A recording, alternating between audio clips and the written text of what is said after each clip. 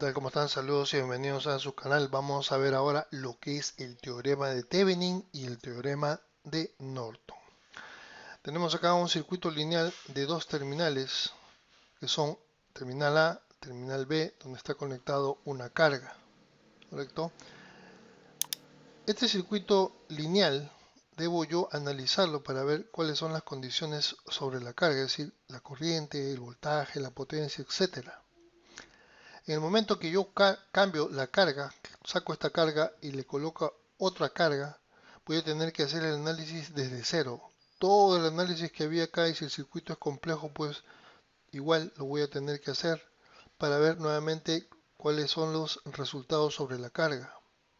Para ello, entonces, y para evitar todo ese problema, empleamos lo que es el voltaje de Thevenin, ¿sí?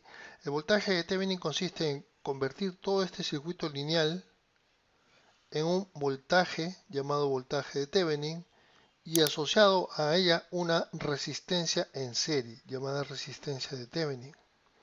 Con lo cual todo este circuito que estaba acá se convierte simplemente en una fuente de voltaje, una resistencia y la carga conectada. ¿Correcto?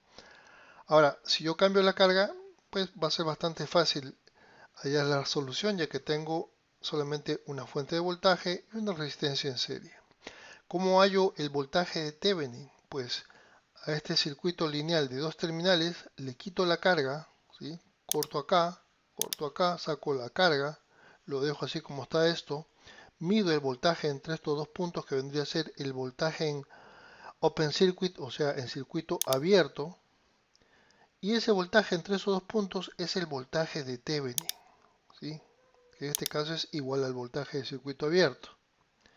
Luego, para hallar la resistencia de Thevenin, vamos a suponer dos casos. Uno, cuando todas las fuentes son independientes.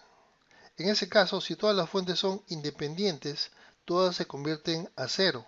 Es decir, las fuentes de corriente se hacen circuito abierto y las fuentes de voltaje se hacen cortocircuito. Luego procedo a medir la resistencia visto desde acá, es decir, hay un equivalente, y esa resistencia entre esos dos puntos A y B viene a ser la resistencia de Thevenin.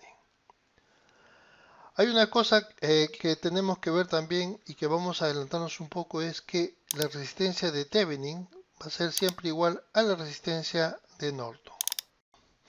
En cuanto a lo que es el teorema de Norton, consiste en convertir el circuito lineal de dos terminales, lógicamente sin la carga, en una fuente de corriente con una resistencia en paralelo. La resistencia en paralelo es llamada resistencia de Norton y la corriente de Norton. ¿Cómo se obtiene la corriente de Norton?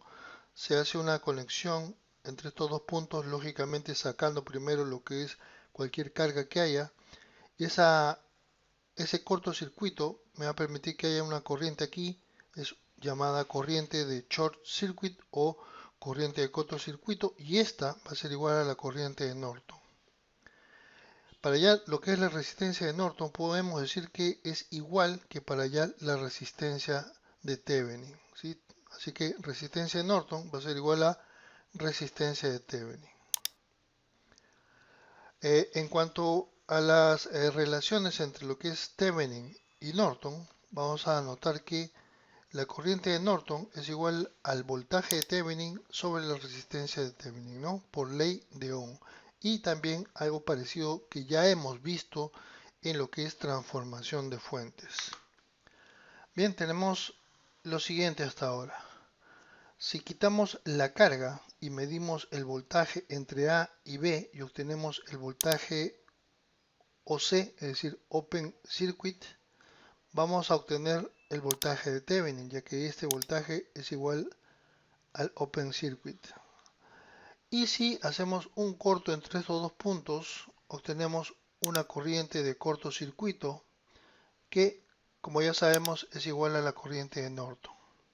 Además, la resistencia de Thevenin la podríamos hallar haciendo la división entre este voltaje de circuito abierto, que es el voltaje de Thevenin, ¿sí?, dividido entre la corriente de cortocircuito, que viene a ser la corriente de Norton. Es decir, tendría ya los dos circuitos, ¿no?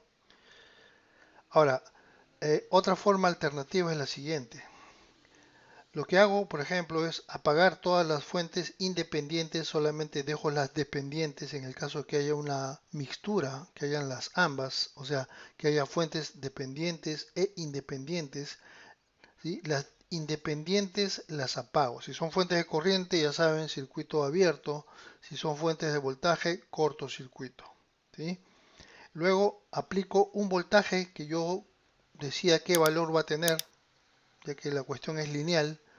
Entonces le puedo poner un 1 de repente y obtener luego por cálculo, haciendo análisis del circuito, una corriente.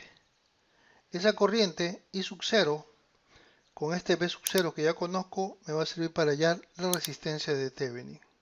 Y otra forma opcional sería que en lugar de fuente de voltaje le coloque una corriente, por decir, de 1 amperio, por ejemplo, ¿no? Puede ser cualquier corriente que ustedes decidan, ¿no? O que sea más conveniente. Teniendo esta corriente, yo calculo aquí cuál es el voltaje de entrada y con ello también obtengo la resistencia de Thevenin, ¿correcto? Hasta ahí nomás, entonces a partir de la próxima vemos una serie de ejemplos donde vamos a aplicar todo esto que estamos viendo y que de repente se hace un poquito difícil de entender. Nos vemos, cuídense, chau chau.